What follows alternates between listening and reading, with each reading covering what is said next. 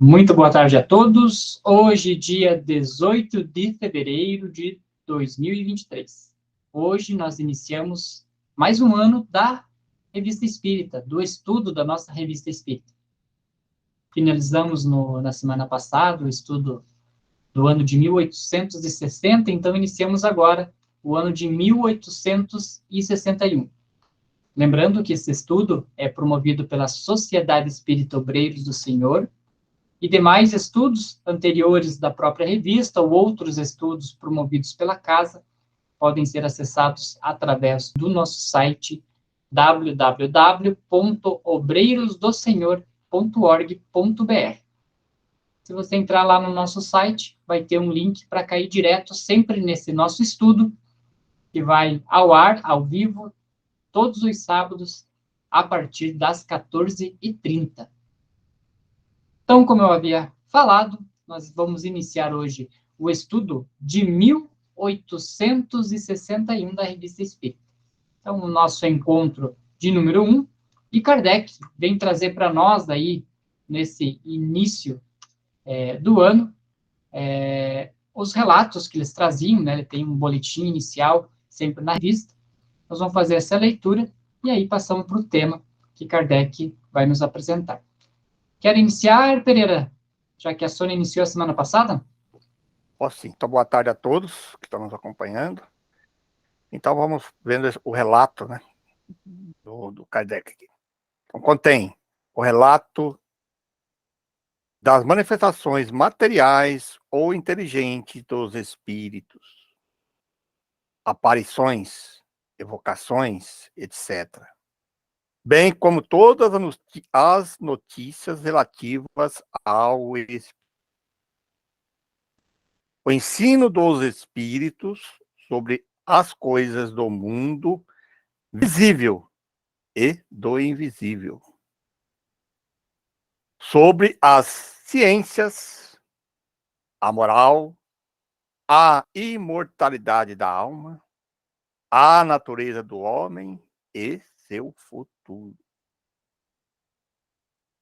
A história do espiritismo na antiguidade,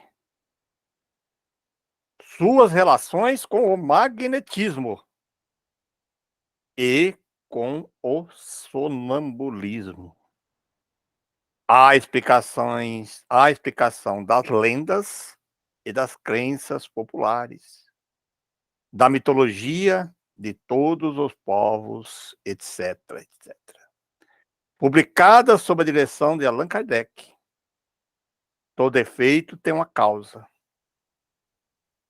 Todo efeito inteligente tem uma causa inteligente. O poder da causa inteligente está na grandeza, está na razão da grandeza do efeito.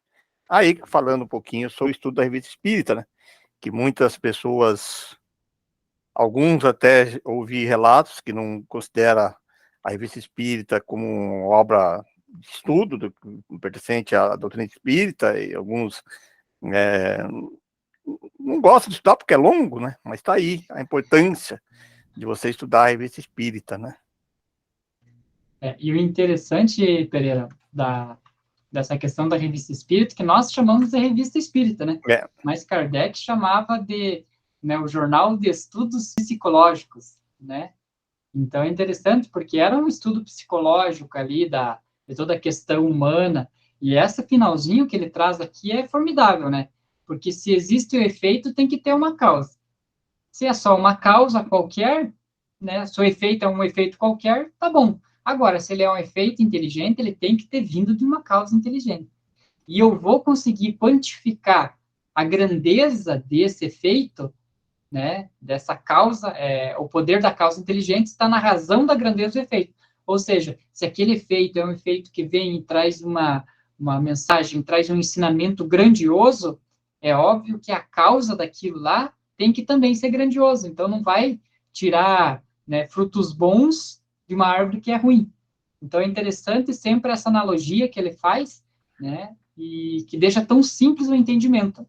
E ele deixa bem claro ali também, ali, que nós que somos estudiosos do magnetismo, né, nos vários cursos, e também que é um tema assim, que é meio às vezes deixada de lado pelo movimento espírita, né? E que essa relação, deixa bem clara, a relação do magnetismo e do sonambulismo. São dois temas que muitas vezes o movimento espírita, por desconhecimento, não sei porquê, costuma querer separar do espiritismo, né? E não é isso que Kardec pensava, e nós que já estamos estudando já há algum tempo a Revista Espírita, percebemos que deixa bem claro em todo o estudo da Revista Espírita. E das obras básicas também, né? Quem estuda o livro dos médios, quem estuda a Gênesis, quem estuda qualquer uma das obras, em todas as obras está lá o magnetismo e está lá o sonambulismo, né? Então acho bacana isso, né? Para as pessoas que estão hoje, talvez alguns que começam hoje a estudar a Revista Espírita, querer saber do que se trata a Revista Espírita. Está aí, né? Acho que é mais claro que isso, né? Aí está o que é o estudo da Revista Espírita, a importância de estudar a Revista Espírita, né? E ainda ali, em relação ao que o Lelo trouxe, né? A grandeza do efeito, a gente vê que o universo foi criado por Deus, né? Então, a grandeza do universo, aí a gente pode ver o poder da causa que criou esse universo, né? Com todas as suas leis e essa perfeição que existe, né? Que não há nada que saia das leis, né? Está sempre sendo regido, né? Por essas leis. Então, é uma coisa perfeita, né? E aqui mesmo, se a gente tiver apenas a Terra aqui, quantas coisas maravilhosas a gente vê aqui na Terra, né? E tudo isso... Nada é um acaso, né? Tem uma causa inteligente, né? Lógico. Muito bem. Então, vamos lá. Então, conforme eu já tinha mencionado, né, Kardec iniciava ali os anos aí da revista, trazendo ali um resumo, né, do boletim da Sociedade Parisiense de Estudos Espíritas, que é um resumo ali das atas, né, dos trabalhos que aconteceram, né, alguns desses trabalhos eles já aconteceram, já foram para a revista, outros ele fala que vai incluir na revista, e outros ele só dá um resuminho ali e a gente não encontrou na revista. Então, tem algumas coisas que ele optou por não colocar, mas tem alguns temas que são, como diz, deveras interessantes. Então, sempre nessa leitura das atas aí, a gente também sempre consegue discutir bastante. Quer ler para nós, então, Sônia? Vamos lá. Extrato das atas. Sexta-feira, 16 de novembro de 1860. Sessão particular. Admissão de 2 novos membros. Comunicações diversas. Primeira, leitura de várias dissertações recebidas fora das sessões. Olha que ele incluía, né? Eram fora das sessões, os médiuns levavam para lá para serem discutidas. Eram lidas e discutidas, né? Naquela época tinha muita questão da reunião familiar que eles faziam, né, Sônia? Exatamente. Então, ele não ficava só que nem a gente, no sábado eu vou lá, né? Então, eles faziam muito. Lógico que hoje a gente sempre fala para as pessoas, né, tomar cuidado, porque quando você está ali num ambiente mais controlado, que seria uma casa espírita, você tem os mentores te ajudando e tudo mais, e fazer em casa, você também tem que tomar cuidado com essa preparação do ambiente. Mas naquela época eles faziam muito essas reuniões familiares, por isso que tinha muito mais material. Então, importante saber o motivo, né? Porque senão a gente fica dizendo, não, é proibido, não pode. E as pessoas não entendem o motivo, né? Então, esse motivo que o Lelo trouxe é o que realmente a gente orienta, né? Que não seja feito em casa, né? Porque justamente ali a pessoa não tem, mas é pior ainda se ela fizer em casa e não trouxer para discussão. Porque lá, ali nesse tempo do Kardec, né? Se o médium trazia alguma mensagem, era lida ali na sessão, discutida ali, né? Ele já entrava, mas essa mensagem tem alguma coisa estranha, isso, aquilo, já discutiam e já percebiam, esse espírito é um mistificador, ou esse espírito, o médium já ficava em alerta para as próximas vezes, né? Agora, eu acho que é pior a pessoa daí fazer escondido, né? Achar, não, é proibido falar sobre isso na casa espírita, ele acaba fazendo escondido, não troca ideia com ninguém, e aí sim ele pode ser fascinado. Esse é um tema assim que vale até lembrar que na época de Kardec, a psicografia era escrita à mão, manualmente, e não existia a facilidade que existe hoje. Até foi um tema que nós discutimos no nosso encontro, nós tivemos um encontro recentemente dos trabalhadores do grupo mediúnico, né, de todos os grupos que fizemos esse ano, e foi um dos temas que nós colocamos, e é uma proposta que eu venho colocando há muito tempo, a dificuldade que nós temos, inclusive, dentro da própria nossa instituição, que tem 6, 7 grupos, acho que é 7 grupos hoje, né? A dificuldade que nós temos de trocar informações de um grupo para outro das mensagens recebidas ali. Né? Na verdade, estamos com 9 grupos. Né? 9 grupos mediúnicos. E nós temos dificuldade de nós mesmos, hoje, com toda a facilidade que nós temos, de WhatsApp, de gravador para você gravar, para você colocar, nós temos dificuldade. Na época de Kardec, isso era escrito na mão e a pessoa levava lá, trazia lá na casa, lá, lia e discutia. Quer dizer, hoje nós temos toda uma facilidade e nós não utilizamos a favor. Nosso ponto, e é um ponto que a gente defende, que é bem isso que o Kardec fazia, da discussão disso, não é aceitar, discutir para ver se isso tem sentido, não tem sentido, se isso pode ser aproveitado ou não. Né? E hoje tem uma facilidade enorme, né, de discutir de dentro das próprias instituições, hoje tem as URIs, que é as regionais aqui no estado do Paraná, aí você pode discutir a URI 1 com a outra URI, e quantas coisas que não é perdida hoje porque não discute. Porque as pessoas confundem que isso não pode ser discutido. Claro que pode, Kardec discutia. Eu lembro que no nosso estudo lá, que os pessoal debatiam mesmo fervorosamente sobre aquilo que aceitavam, não aceitavam e tal. É claro, aí a pessoa vai falar assim, claro, mas depois vinha São Luís, a pessoa igual, mas primeiro São Luís deixava, né? Nós temos um tema que nós discutimos aí, depois... E hoje nós temos essa dificuldade, né? Você vê a importância de uma ata dessa aí, já deu uma abertura. Sim, talvez até os espíritos não venham se comunicar como São Luís fazia, porque nós acabamos não dando essa oportunidade, não discutimos, não fazemos nenhuma troca de experiências, né? Queremos uma resposta pronta já, né? Fala para nós. E não era isso que acontecia naquela época, eles discutiam mesmo. Né? Um era contra, outro não, outro... Eu lembro que teve um tempo que nós discutimos aqui que houve muita gente no contrário, não aceitava e tal, e depois, claro, aí chegaram na conclusão. Eu acho que está faltando muito isso, né? Dentro para dar um... dentro da prática mediúnica, na verdade, ela não evoluiu, né? Não, regrediu, dá para dizer, né? Porque se for pensar no tempo do Kardec, ela até regrediu, ficou muito... É uma coisa morna ali, tem grupos que a gente não sabe nem o que acontece ali dentro, e aí muitos grupos vão minguando, né? E Kardec não trazia aqui, da impressão que ele trazia ali só de Paris, né? Não, no estudo espírita eu vi que ele trazia do mundo inteiro, chegava a carta chegava lá. Você imagina até uma carta para chegar, às vezes, que ele vinha da África, da América do Sul, e todo lugar chegava lá, e ele pegava aquela comunicação e discutia aquilo ali, né? Você imagina, demorava às vezes meses, né? Um mês até, sei lá, porque com mais de semanas, normalmente, que navios, e complicado que era para chegar uma carta, e ele via lá aquela carta, chegava lá, analisava aquilo lá, e discutia entre os grupos lá e tal. Você vê, né? Aí hoje, com toda essa facilidade que nós temos, que pode ser instantâneo, né? O WhatsApp aqui, o e-mail ali, já chega lá para a pessoa, áudio que você pode gravar, e nós não estamos seguindo o Kardec, né? Na verdade, não estamos seguindo as orientações do Kardec. Pois isso é uma coisa que a gente podia fazer, por exemplo, no horário do sábado, depois já. Esse ano, por exemplo, não tem um magnetismo. Você já deu a dica, eu já estou pensando. Porque a gente podia fazer assim, as pessoas para participar teriam que ou ser sócia da casa ou participar do grupo mediúnico. E aí a gente discutir esse tipo né? Porque a gente pede, geralmente, alguns até me mandaram, né? Já teve uma mensagem lá, foi colocada. Agora, se bem que não tem discussão, não mandam mais. Agora, se a gente leva sempre por levar essas mensagens para discussão, aí as pessoas começam a se interessar quando vem uma mensagem no grupo deles, eles enviam e participam daí para ver a discussão. De tudo a gente tem que começar de algum lugar. Porque não adianta a gente ficar reclamando, não tem, mas se a gente não fizer, não vai ter nunca mesmo, né? Alguém tem então está lançado aí o convite. Bacana. Olha aí, lendo uma ata de Kardec, né?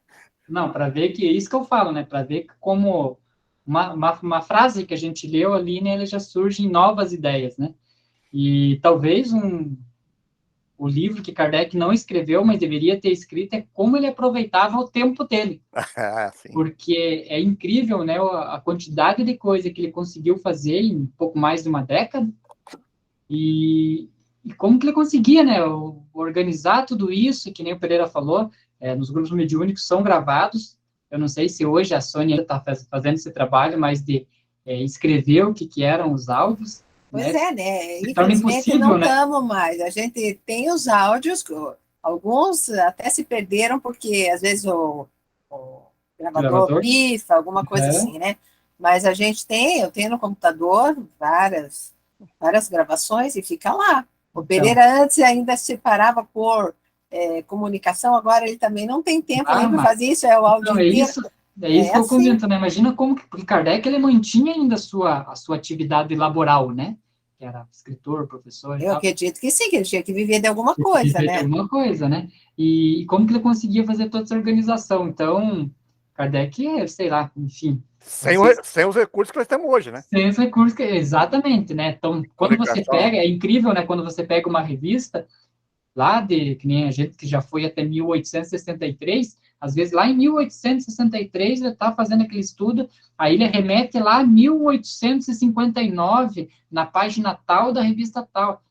Como que ele tinha esse sumário, né, sintético, analítico, para ele fazer a referência? Não é que nem hoje, que a gente vai no computador, dá um Ctrl+L, um Ctrl+F ali e procura pela palavra. Então, PDF, você vai no PDF e tal, já cai lá e já... Eu já devia saber. Então, nossa, se Kardec tivesse deixado um livro aí, Como Aproveitar Seu Tempo, seria maravilhoso. Então, vamos lá.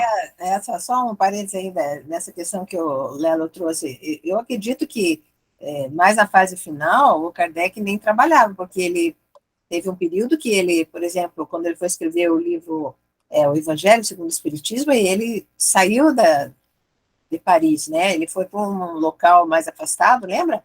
Que até teve uma médium que conversou com a esposa dele, falou, ele está num local assim, assim e tal. Depois ela confirmou por carta e era bem assim mesmo, que ele estava lá e a médium tinha visto que tinha um espírito de alta elevação, que estava ali coordenando os trabalhos, que provavelmente devia ser Jesus, né? Segurando ali uma Bíblia grande, um Evangelho grande e tal. Então, eu penso que nessa época ele deve ter parado até com o trabalho profissional. Já estava com mais idade também, né? Já estava com, acho que quase 60, né? E aí eu penso que só a esposa dele que trabalhava, mantinha a casa assim, né? Porque eram só os dois, na verdade. Né? Então, que ele tinha os recursos das vendas dos livros dele quando sim, o Hipólito, mas aí ele usava para a sociedade. Não, né? não, da Hipólito, o livro dele como o Hipólito. Ah, como professor, sim, tinha obras que publicadas lá, por isso que quando eu vou estudar agora o livro dos matemática, português, e tal, escrevia. Português não, francês. Gramática, que ele falava, né? Então tem vários estudos, vários livros que ele fez também antes, que provavelmente isso aí deveria originar para ele alguns recursos. Algum dinheiro sim, né? Era um espírito reencarnado e totalmente fora de série mesmo, né? Totalmente escolhido adrede, como diz, para essa missão. Então, vamos lá. Vamos dar continuidade ali, então, no segundo. A gente parou na metade do segundo. Segunda comunicação. Carta do senhor de Porri, de Marsella, presenteando a sociedade com uma segunda edição de seu poema intitulado Urania. A sociedade agradece ao autor por lhe haver permitido apreciar o seu talento e sente-se feliz por vê-lo aplicar-se às ideias espíritas.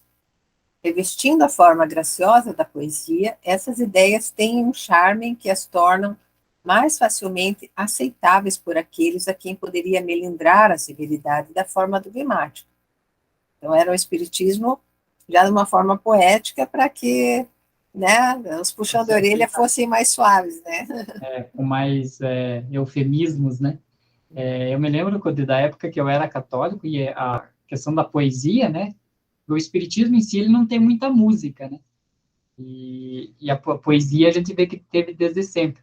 E da época que eu era católico, eu me lembro que teve um palestrante uma vez que ele comentava assim que a música ela não era a parte principal, né, de uma pregação, de uma exposição, mas ela funcionava como se fosse a ponta de uma flecha, né?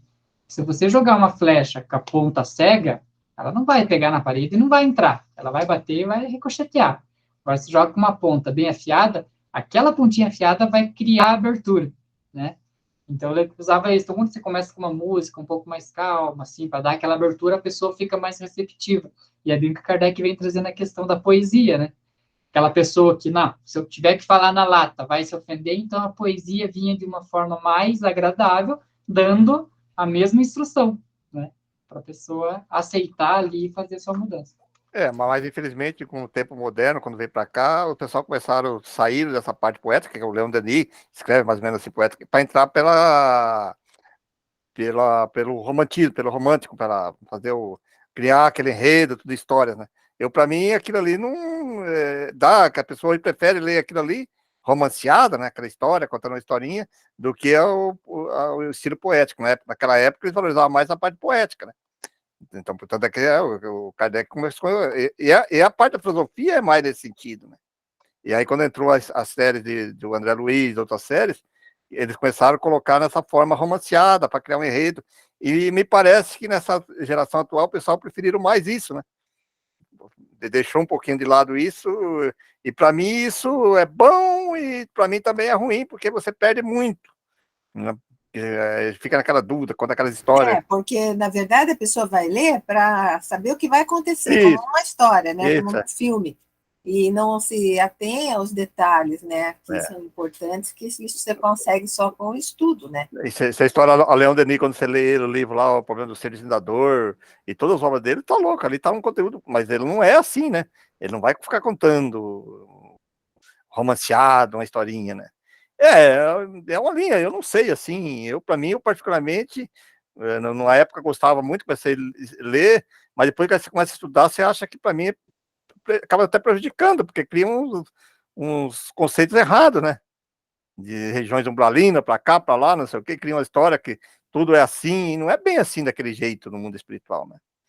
Pois é, alguns têm ali uma explicação, mas às vezes a pessoa passa por cima daquela explicação, porque ela está interessada no enredo. Quem você leu a Libertação, você vai estar no filme porque você quer saber o que vai acontecer com a pessoa lá, né? Porque é verdade, você vai chamando, é que nem ser um filme, né? Não, exatamente, o que a Tânia falou, olha, eu concordo plenamente, porque quando você está assistindo um filme, você fica naquela ansiedade do final, para saber o que vai acontecer e tal, e que nem aqui a gente, desde que a gente instituiu essa nova concepção de estudo da Revista Espírita, tanto é que a gente voltou lá em 58, a gente falou assim, né, não, se a gente tiver que parar para estudar ali uma frase e entender, a gente vai parar, e ali nesses livros de romances, às vezes você passa, por exemplo, quando ele fala sobre os ovoides, né, mas espera aí, o que é o ovoide? Se a pessoa está lendo só com um livro de história, passa batido. Não vai estudar o que é realmente, como que o espírito se torna, qual que é a influência de um espírito ali até que a pessoa chegue naquele estado. Passa batido e começa a perder a real utilidade do livro, que é a instrução. Vamos lá. Continuando ali, então, a parte terceira. Só compartilhar aqui. A parte terceira das atas.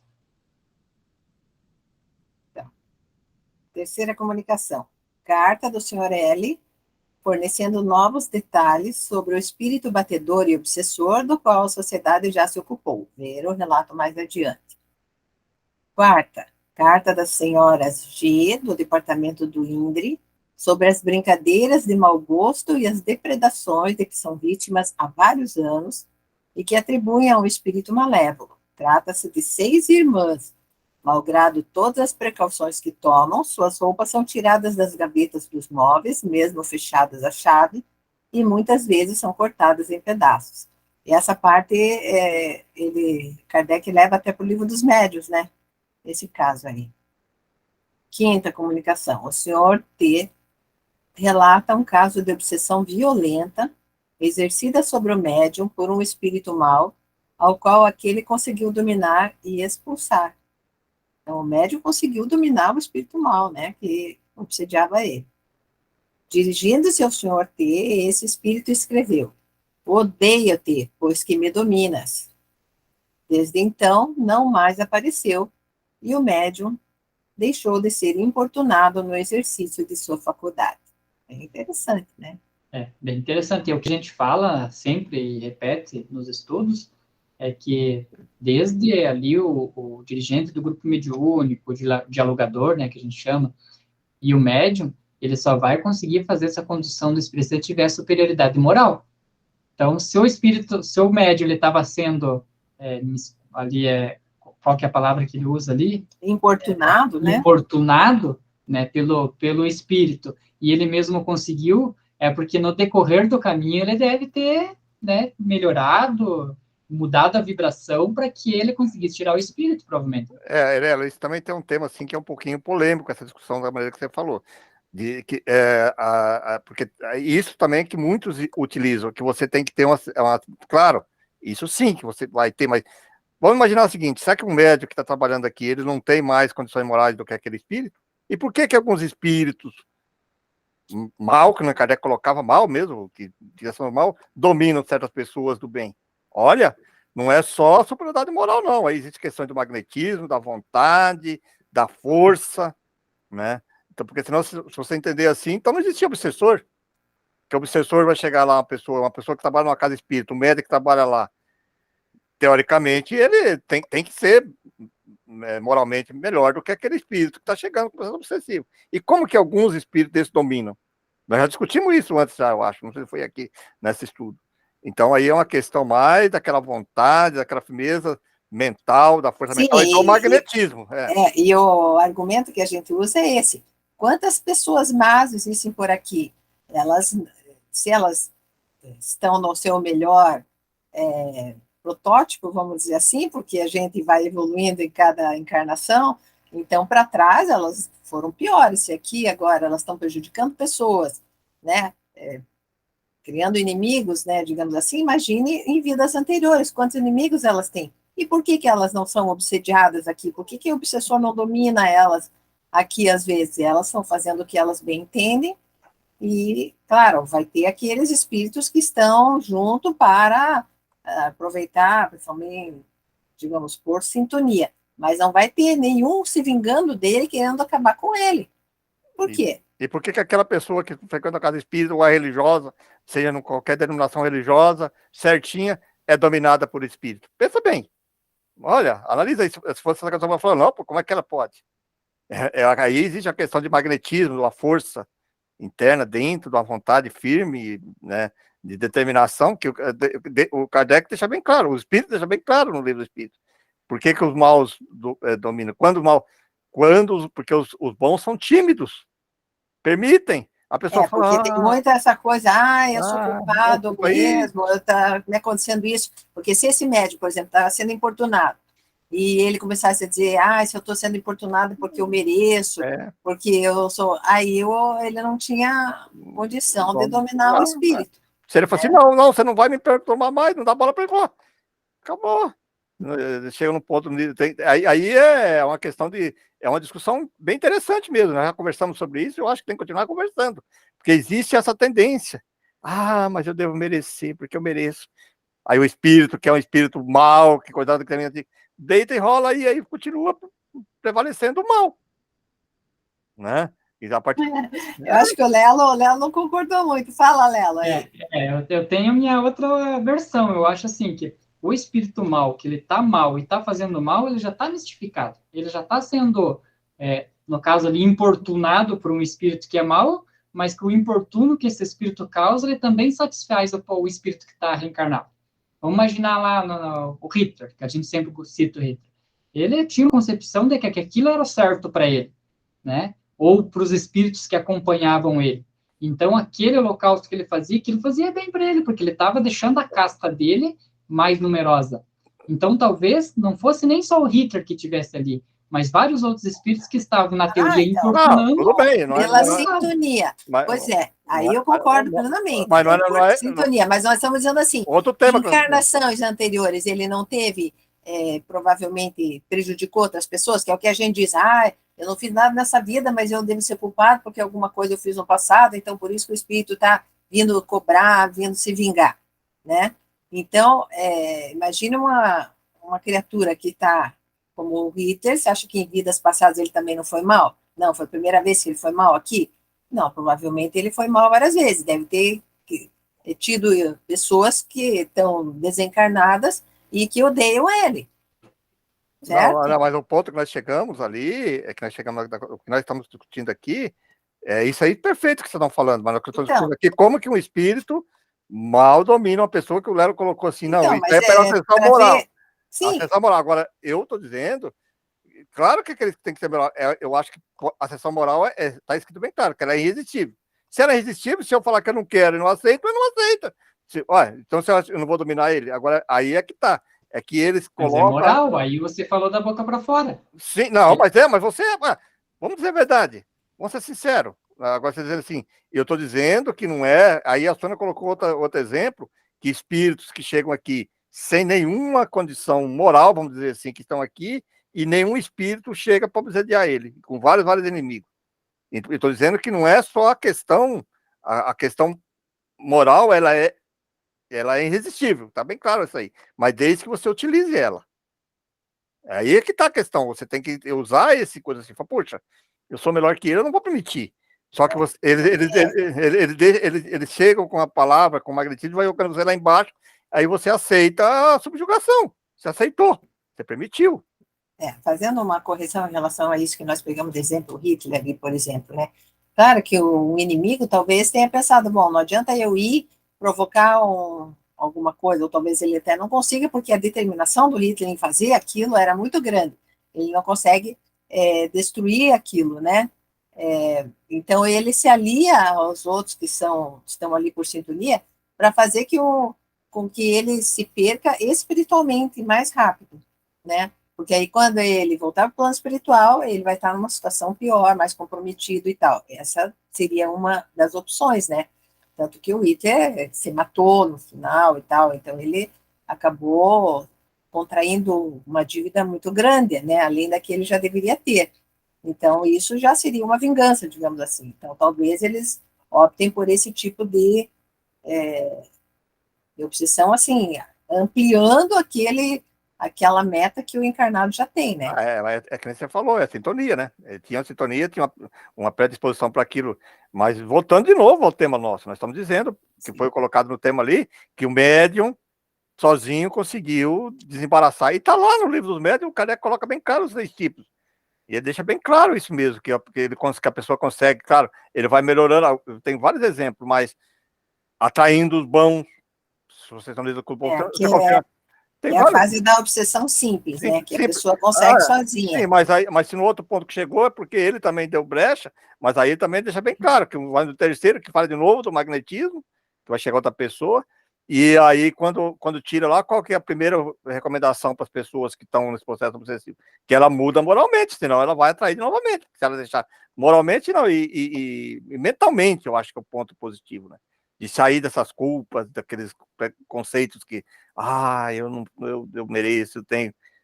Não é uma questão assim da gente discutir, porque quando eu estou falando isso, eu estou falando em termos da humanidade nossa como um todo. Estou falando em termos do nosso país, em termos da nossa região, do meio político, as pessoas aceitam com muita facilidade as coisas, né? Sem argumento. É interessante discutir isso mesmo, né? É bem interessante. Principalmente porque que nem aqui eu dei o exemplo da parte, vamos dizer assim, ruim. Mas na parte boa, por que um médio às vezes é obsidiado? Mas às vezes a gente, que nem eu, vocês aí, a gente já se conhece há mais de uma década. Mas a essência de vocês eu não conheço, né? A Sônia, na sua mentalidade, nos seus pensamentos diários, o que ela pensa, o que ela faz, eu não conheço, nem ela, nem o Pereira. Então, às vezes, a gente vê aquela pessoa que vai, né, 3 vezes na semana na casa espírita, vai no grupo mediúnico, e ali ela parece uma pessoa formidável. Mas, essencialmente, será que ela é? E aí que eu acho que é a brecha que abre para que os espíritos venham mistificar, importunar e tal. Então, aparencialmente, parece que ela não mereceria, mas nada acontece sem merecimento, né? Sim, com certeza. E tem também a questão da prova, né? Os espíritos vêm testar, né? Quer dizer, os espíritos mais elevados permitem que os espíritos maus né, provoquem para que haja um fortalecimento daquele médium, né? Por exemplo, para ele ficar mais atento, mais esperto, mais cuidadoso, mais previdente, né? Então, é permitido isso. Isso o Kardec deixa bem claro, né? Porque o próprio Kardec achou estranho e perguntou para São Luís, né? E São Luís falou, não, às vezes é uma forma de testar, né? Testar o grupo, né? E quem de nós que está aqui, a Sônia está aqui, nós estamos desde o começo, estamos sempre juntos em grupo mediúnico, tudo lá, todo esse tempo. O primeiro tabu, quando se fala que vai criar um grupo de obsessão, que vai trabalhar com espíritos assim, todo mundo fala, isso aí atrai, espírito, isso aí não deve ter na casa. já é um engano. Nesse tempo todo, olha, o Lero trabalhou bastante com o tempo, que a gente também conhece, nós atendemos entidades, né, às vezes terríveis, vamos dizer assim, que ainda naquela época, quando nós conversávamos com ela tinham, vamos dizer assim, uma maldade enorme, mal mesmo, que o Kardec colocava naquele momento. E claro que nós tivemos período, eu tive alguns momentos, a Sônia também, e alguns mediúnicos, tem algumas fases, às vezes, que devido a algumas coisas assim, que eles batem firme na gente, e a gente dá uma meia, vamos dizer assim, precisa de ajuda de um terceiro, vamos dizer, ou ler o nome no grupo mediúnico, ou o magnetismo, que nós temos dado bastante, mas jamais a gente desiste, a gente não permite isso, porque se a gente fosse aceitar assim, de ameaças, a Sônia sabe disso, de ameaças que eu já recebi, né? De nós recebemos ameaças, às vezes chega no grupo e fala, agora eu vou acabar com todos vocês, eu conheço vocês. Primeira coisa, sabe por que eles não conseguem muito resultado? Porque a primeira coisa que eles chegam, ele fala assim, eu te conheço, você lá do tempo passado, eu sei que você foi lá, seu bispão, não sei o que você fez desse jeito, ele chega em você assim, aí você fala, nossa, eu não mereço estar aqui, porque você tem razão, fui. Quando você fala assim, você já desmonta ele, né? Você não está querendo ser mais perfeito. Não sou perfeito, não. Tô também, mas estou buscando, estou procurando melhorar aqui agora. E as pessoas, já quando fala isso, já cai, nossa, eita, olha, eu fui isso. Entendeu o raciocínio? Nesse raciocínio que eu estou falando, se você quer superar esses acharques obsessores em cima de você, você tem que ter essa convicção. Pô, você tem razão, meu amigo. Eu fui tudo isso mesmo, fui até pior que isso, fui pior que você, fiz coisas muito piores. É verdade, fui. Mas hoje... Então, aí que está até um estímulo para o espírito também pegar o ânimo de se melhorar, né? Porque muitos deles acham que eles não têm mais jeito. Eles são maus e vão ser sempre maus. Né? E o argumento deles cai, porque o único argumento que eles gostam de fazer é gerar culpa para a pessoa assim, eu mereço. Acha que tem que pagar todos esses erros, sofrendo, né? As consequências. É um outro tema que dá para discutir uma aula inteira também sobre essas questões, né? Que a pessoa tem essa, não, que eu tenho que pagar agora sofrendo. Não é esse o objetivo. Você vai sofrer as consequências, vai sofrer exatamente aí que você está colocando aí para ver se você melhorou mesmo, né? Então, olha que coisa bacana de discutir. A quantidade de conhecimento que a revista nos oportuniza, né, angariar por essas discussões são enormes, né? Só para a gente passar para o próximo item ali, né, lembrando lá que tem na Bíblia, né, lá em Mateus 19, Mateus 17, capítulo 17, versículo 19 e 20, né, que quando os discípulos se aproximaram de Jesus, em particular, e perguntaram, por que não conseguimos expulsá-lo? E Jesus respondeu, porque a fé que vocês têm é pequena. Aí, tá aí a resposta que eles estão falando, não é questão só da moral. Você acha que ele não tinha mais moral que aqueles espíritos também? Por que ele não conseguia fazer e Jesus conseguia? E Jesus disse... Confiança, né? Aí Jesus disse, vocês são deuses, eu posso, vocês podem muito mais ainda. Jesus dizia que nós podíamos mais que ele até. Não, claro que no momento, mas que um dia nós poderemos. Só que nós não podemos, mas... Quem sou eu? É isso, quer dizer, quem somos nós? Então vamos lá, item 6. Sexta, o senhor Allan Kardec cita um caso pessoal de indicação dada pelos espíritos, notável por sua precisão. Numa conversa que ele teve na véspera com seu espírito familiar, disse-lhe este, encontrarás no ciclo de hoje um longo artigo sobre esse assunto e que responde à tua pergunta.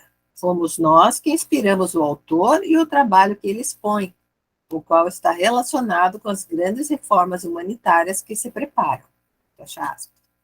Esse artigo, de que nem o senhor Allan Kardec nem o médium tinham conhecimento, realmente se encontra no jornal indicado sob o título designado, provando que os espíritos podem estar a par das publicações no mundo material. É interessante, né? Na verdade, foi, como o espírito disse, foi ele que intuiu o outro a escrever sobre aquilo, né? Mas é bem isso que eu estava comentando naquela hora lá, né? Só agora vamos adaptar para esse termo. Eu não imagino a quantidade de espírito que está à nossa volta. Né? Teve uma vez, não sei quem falou que para cada encarnado tem 7 espíritos à volta. Eu sei lá se essas 7, né, deve ter um monte, né? Então, imagina o quanto que esse espírito, aí já está no livro dos espíritos, né, que eles influenciam na nossa vida a ponto de quase decidir pelo que a gente faz, né? Para quem tem uma sensibilidade muito alta, ele praticamente decide se a pessoa deixar. Então, esses escritores, vamos imaginar, o cara vai escrever um artigo sobre alguma coisa mais espiritualista, e o cara já é um sensitivo, o espírito quase vai pegar na mão dele e escrever o que ele queria escrever. Por isso que o espírito estava a par, praticamente foi ele que ditou, certo? Né? Não. Trabalho da sessão, ensino espontâneo. Comunicação assinada por Cazotte. Então, ali explica quem é Cazotte. Jacques Cazotte viveu de 1719 a 1792, era um escritor francês. Por sua estreita relação com as artes ocultas, foi considerado um dos pioneiros da literatura fantástica na França. Adversário da Revolução Francesa, foi condenado à morte pelo Tribunal Revolucionário. Então, a comunicação assinada por esse Cazotte, recebida pelo senhor Didier. Outra comunicação contendo as lamúrias de um espírito sofredor e egoísta, recebida pela senhora Costel. Evocações. Segunda conversa com o espírito gastrônomo, que tomou o nome de Baltazar e que alguém julgou reconhecer como o do senhor G. de Larry, o que foi confirmado pelo espírito. Quem não viu, ó, o Jorge aí, que fazia tempo que não dava o ar de sua graça no nosso estudo, é muito interessante esse espírito gastrônomo, porque o cara era fino, né?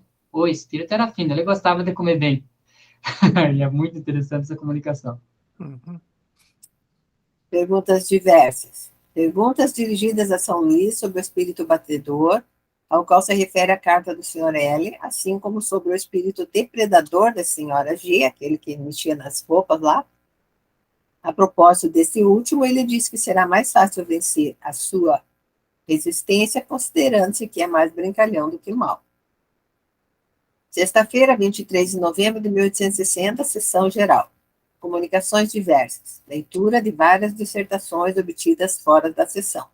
Entrada de um culpado no mundo dos espíritos, assinada por Novel e recebida pela senhora Costel. O castigo do egoísta pela mesma senhora. Essa comunicação dá sequência a outra do mesmo espírito obtida na sessão anterior. Outra sobre o livre-arbítrio, assinada por Marcilac. Reflexões do espírito de verdade sobre as comunicações relativas ao castigo do egoísta, recebidas pelo Sr. C. Trabalhos da sessão ensino espontâneo. Primeiro, o Duende Familiar, assinado por Charles Nodier, recebido pela senhora Costel. Parábola de Lázaro, assinada por Lamennais. Então, quem era Lamennais? Regis Félicité Robert de Lamennais viveu entre 1782 e 1854. Filósofo e escritor francês, foi padre durante alguns anos, contemporâneo de Lacordaire, que também foi padre. E recebida, então, essa comunicação, parábola, recebida pelo senhor Didier. Terceiro, o espírito Alfred Miché apresenta-se pela senhorita Eugenie. Coloca-se à disposição para tratar de um assunto à escolha da Assembleia. Deixada a escolha ao seu critério, faz notável dissertação sobre as consolações do Espiritismo. Quanto à oferta feita para responder a perguntas, trata dos seguintes temas: qual a influência da poesia sobre o Espiritismo? Haverá uma arte espírita como houve uma arte pagã e uma arte cristã? Qual a influência da mulher no século XIX? Evocações. Evocação de Cazotte, que se manifestara espontaneamente na última sessão. Foram-lhe feitas várias perguntas sobre o dom de previsão que em vida parecia possuir. Questões e problemas diversos. Sobre a ubiquidade dos espíritos nas manifestações visuais. Sobre os espíritos das trevas, a propósito das manifestações do Sr. Squire, que só se produzem na obscuridade. Nota, trataremos dessa questão em artigo especial falando do Sr. Squire. O Sr. Jobard lê 3 encantadoras poesias de sua lavra: Le Bonheur de Martyre, Felicidade dos Mártires, L'Oiseau de Paradis, a Ave do Paraíso, e L'Annexion, a anexação, essa última, uma fábula. Sexta-feira, 30 de novembro de 1860, sessão particular. Assuntos administrativos. Carta coletiva assinada por vários membros a respeito da proposta do Sr. L. As conclusões admitidas pela comissão foram aceitas pela sociedade. Carta do Sr. Salt, rogando à sociedade aceitar a sua demissão de membro da comissão por motivo das viagens que o afastam de Paris durante a maior parte do ano. A sociedade exprime seu pesar pela decisão do Sr. Sol e espera poder mantê-lo no número de seus sócios. O senhor presidente fica encarregado de responder nesse sentido. Será providenciada a sua substituição na comissão. Então, você vê que desde aquele tempo já havia, né, essa rotatividade. As pessoas deixavam o trabalho, né, não tem como, né? Ele não tem que ficar triste quando isso acontece. Comunicações diversas. Primeira, ditado espontâneo contendo novas explicações sobre a ubiquidade assinado por São Luís. Discussão a respeito dessa comunicação. Segunda, outra assinada por Charles Nodier, recebida por um médium estranho à sociedade, e transmitida pelo Sr. Didier Pai, a propósito do artigo do Jornal de Debate contra o Espiritismo. Terceiro, o Sr. D, do Departamento de Vienne, roga insistentemente seja evocado o Sr. Jean-Baptiste D., seu sogro. A sociedade jamais se presta a esse tipo de solicitações, quando encerram apenas o interesse privado, sobretudo na ausência das pessoas interessadas, e quando essas não são conhecidas diretamente. Uma questão ética também, né? Entretanto, tendo em vista o caráter honrado e a posição oficial do correspondente, as circunstâncias particulares apresentadas pelo defunto e o ateísmo que esse último professou durante toda a vida, pensa a sociedade que tal evocação pode oferecer um proveitoso assunto de estudo. Consequência, opõe na ordem do dia. Quarto, vários membros relatam um interessante fenômeno de manifestação física de que foram testemunhas. Consiste no levantamento de uma pessoa pela influência mediúnica de dois jovens de 15 e 16 anos, que colocando 2 dedos nas travessas da cadeira, a elevam 1 metro aproximadamente, seja qual for o seu peso, do mesmo modo que o fariam com o mais leve dos corpos. Esse fenômeno foi repetido várias vezes, sempre com a mesma facilidade. Lemos a explicação em artigo especial. Isso, tem pessoas que comentam que aconteceu, né? Não lembro quem, uma vez aí, já foi esse mês ainda, comentou que quando era criança fizeram isso e levantaram ela na cadeira. Só com 2 dedos, assim. Quinta, o senhor Jobá leu um artigo de sua autoria intitulado A Conversão de um Campono. Trabalhos da seção Ensino Espontâneo. Dissertação sobre a ubiquidade, assinada por Channing e recebido pela senhorita Rie. Outra sobre o artigo do Jornal de Debate, assinada por André Chenier. André Chenier viveu 1762 a 1794, morreu cedo, né? Poeta francês, criticou os excessos cometidos pelos jacobinos, por esse motivo foi condenado à morte na guilhotina como inimigo do povo. 3 dias depois de sua morte, o próprio Robespierre, líder dos jacobinos, foi executado, terminando assim o chamado período de terror da Revolução Francesa. Por isso que morreu cedo, né? Por isso. Foi morrido, né? Então, esse artigo, né, é recebido pelo senhor Adidi. Outra comunicação assinada por Rachel e recebida pela senhora Costel. Um fato digno de nota, lembrado a propósito das 2 primeiras comunicações, é que quando um assunto de certa importância se encontra na ordem do dia, é muito comum vê-lo tratado por vários espíritos, por intermédio de médiuns em lugares diferentes. Parece que, interessando-se pela questão, cada um deseja contribuir para o ensino que resultará de tais comunicações. Você vê como ali a Sociedade de Paris poderia ser tipo o centro, né, a matriz, e a comunicação via pensamento, né, de ter colocado na ordem do dia, ele já estimulava também os outras casas, os outros locais de reunião, e vinham isso. Eu me lembro que, eu sempre cito aqui o Oscar, né, que uma vez, num desses encontros de médios que a gente fez, ele comentou que quando você faz um estudo, você oportuniza, porque agora você tem conhecimento sobre aquilo, e o espírito se oportuniza, para que o espírito venha né, e não vem, assim, totalmente alheio. Então, não é que você atrai, como o Pereira falou, vai fazer o grupo de desobsessão, vai atrair só coisa ruim. Não, você está oportunizando que o espírito possa vir aqui e colher. Mas não foi eu que falei isso, não. Eu estou dizendo que Não, falaram não. isso. Para quem acompanhou nós desde o começo, entendeu, né? Que você utilizou como uma afirmação pejorativa. E aí também aqui que ele está colocando, em questão de universalização, é bem isso mesmo, porque quando um assunto, o Kardec valorizava muito isso. Então, os espíritos aproveitavam que estavam aqui e colocavam em outros grupos até para dar quer dizer que não foi uma coisa exclusiva de um determinado médium da região. Então, aí, isso que ele fazia muito, né? Pegava de várias regiões e comparava, né? Podia mudar um pouquinho lá a estética do negócio lá e tal, mas o conteúdo batia, né? Então é isso que ele está dizendo. É claro que os espíritos estavam tudo interligados junto com o Kardec, que era um movimento dessa magnitude, você imagina, né? Então ali ele falou, opa, então peraí, então o espírito da outra região lá e tal proporcionava também comunicações desse mesmo tema, né? Bem bacana. Invocações. Primeira, de Jean-Baptiste D., referida acima, ele e seu irmão, ambos materialistas e ateus. A situação do primeiro, que se suicidou, é deveras lamentável. Segunda, evocação do Sr. C. de P., de Bruxelas, a pedido do Sr. Jobar, que o conhecera pessoalmente. Sexta-feira, 7 de dezembro de 1860, sessão particular. Admissão do Sr. C., professor em Paris, como sócio livre. Comunicações diversas.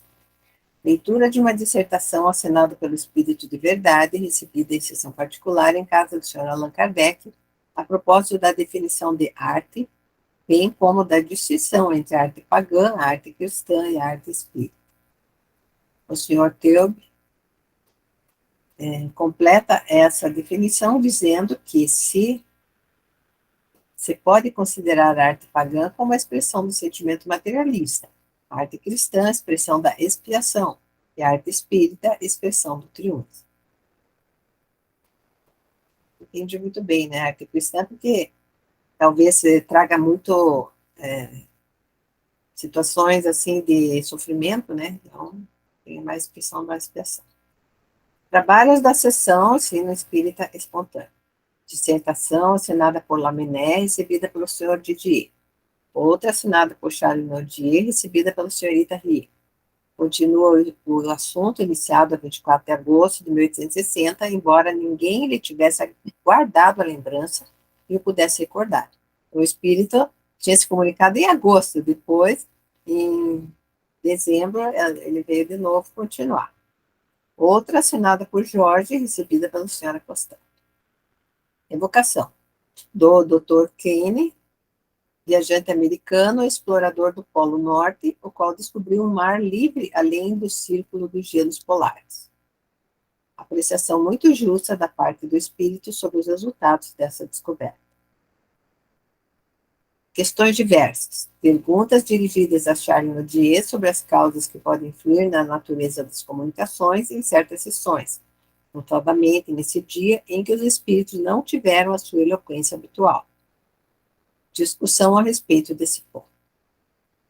Sexta-feira, 14 de dezembro de 1860, sessão geral. O Sr. Indermille de Berna presenteia a sociedade com uma brochura alemã publicada em Paris, em 1855, intitulada A Eternidade Já Não É Segredo, ou As Mais Evidentes Revelações sobre o Mundo dos Espíritos. Antigamente davam 2 títulos, né, para a obra, até, inclusive, o Livro dos Médiuns é assim, né, Livro dos Médiuns ou Guia dos Evocadores, né, uma coisa assim, Manual dos Evocadores. Comunicações diversas. Primeira, leitura de uma evocação muito interessante de várias dissertações espíritas obtidas fora das sessões. Segunda, fato de manifestação visual relatado pelo senhor Indermille na carta que dirigiu à sociedade. Terceira, fato pessoal ocorrido por Sr. Allan Kardec, que pode ser considerado como uma prova de identidade do espírito do antigo personagem. A senhorita J. recebeu várias comunicações de João Evangelista, sempre com uma escrita muito característica, e completamente diferente da sua caligrafia habitual. Tendo o Sr. Allan Kardec, a pedido seu, evocado aquele espírito por intermédio da Sra. Costel, constatou-se que a escrita tinha exatamente o mesmo caráter da senhorita J, embora a nova médium desconhecesse o fato. Além disso, o movimento da mão tinha uma delicadeza fora do comum, o que constituía ainda uma similitude. Enfim, as respostas concordavam em todos os pontos com as que tinham sido dadas por meio da senhorita J. E nada havia na linguagem que não estivesse à altura do espírito evocado.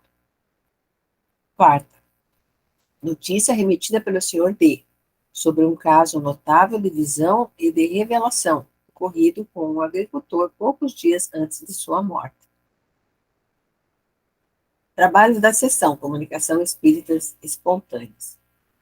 Os 3 tipos, Hamlet, Tartuffe e Dom Juan, assinada por Gerard Nerval. Então, vamos ver quem foi Hamlet, né? Personagem principal de um drama de Shakespeare que representa a dúvida intelectual perante a ação. Tartuffe foi um personagem da comédia de Molière, hipócrita, falso devoto. E Dom Juan foi um personagem arquetípico da literatura espanhola, sedutor, ímpio e cruel. Então, foi assinado por esse espírito Gerard de Nerval, que viveu entre 1808 e 1855, foi um dos maiores poetas e intelectuais do seu século. Esquizofrênico, passa muito tempo internado no sanatório e fica reduzido à mais completa miséria.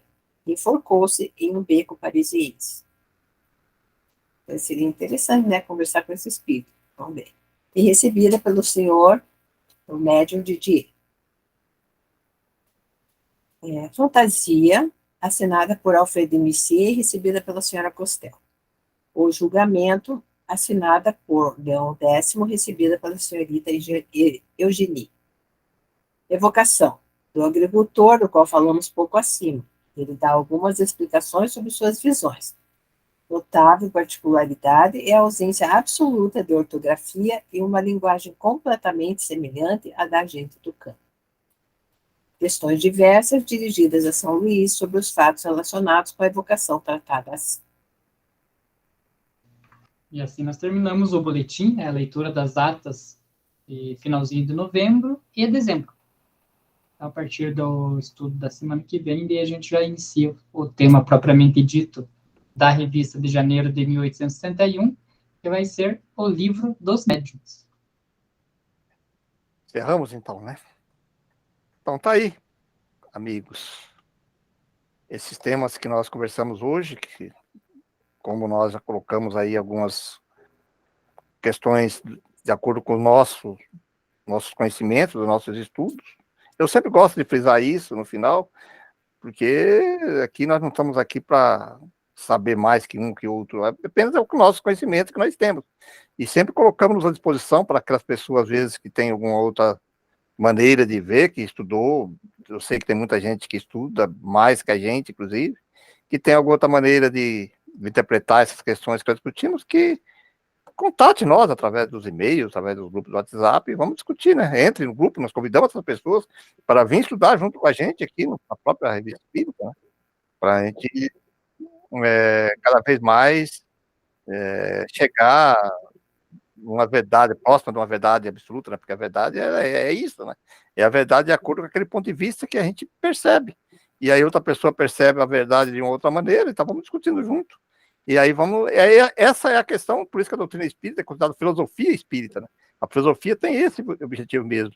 Muitas perguntas e respostas, e vai perguntando, isso satisfaz isso não satisfaz aquilo, para chegar numa conclusão, numa verdade, vamos dizer assim, de uma definição mais próxima de uma verdade absoluta aí, né? Esse é o nosso objetivo sempre.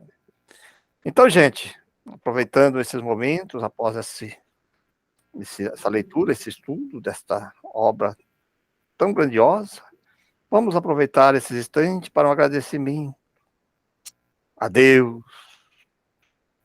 Mas para agradecermos a Deus, temos que levarmos o nosso pensamento e entrarmos nessa sintonia divina, sempre vindo, Deus, em conformidade com a questão número 1 do Livro do Espírito, que é Deus, a inteligência suprema. Aí sim, que cai bem no tema que discutimos logo no início. Todo efeito tem uma causa. Então, dentro desse conceito, vamos agradecer a Deus, porque se algumas perturbações nos alcançam, se algumas questões nos atrapalham, isso existe um motivo. E se isso acontece, é porque está no momento de compreendermos, resolvermos e aprendermos. Tudo está perante a justiça divina, que é perfeita. Esse é um outro conceito. Deus, soberanamente justo e bom. E a sua bondade está na justiça. Aí, nesse sentido, que temos que sempre agradecer e continuarmos buscando, nos modificarmos, aprendendo, para alcançarmos a perfeição. Porque o único motivo que estamos passando aqui na Terra, ela tem como objetivo individual a nossa melhoria moral. Nós, às vezes, buscamos sempre a melhoria dos próximos. Não. O nosso objetivo é a nossa melhoria moral. É claro que quando nos melhoramos, vamos ajudando. E para nós melhorarmos, temos que ir ajudando também o despertar daqueles irmãos. Por isso, nosso agradecimento a Deus. E para compreendermos tudo isso, o caminho está lá no Evangelho. O Evangelho nos dá o roteiro a ser seguido. Fora da caridade não há salvação. Fora da caridade não há evolução. E sem, então, não conseguimos melhorias morais. Por isso, a importância de agradecermos sempre a Jesus por isso. E para ainda nos ajudar um pouco mais, tirar o véu da nossa ignorância, tem o advento da filosofia espírita, que com certeza é o Consolador prometido, que aí ele vem sim nos desvendar o mundo espiritual e nos dá a oportunidade de cada vez mais temos essa convicção que nós somos seres espirituais, estagiando no mundo físico, de onde somos remissente de muitas e muitas vidas, muitas e muitas experiências, e teremos muitas e muitas outras. Pluralidade das existências. Aí sim, podemos conhecer e desvendar esses mistérios do Evangelho. Obrigado a todos os codificadores da doutrina espírita, em especial ao Kardec, e a todos aqueles espíritos que nos trouxeram estas obras, essa doutrina tão grandiosa. E assim, vibrando nosso coração de gratidão, vamos vibrar positivamente a todos aqueles que ainda persistem na ignorância, no mal. Vamos vibrar para nosso país, para nossa pátria, para a nossa humanidade, para todos os sofredores. Deixando assim nossas vibrações,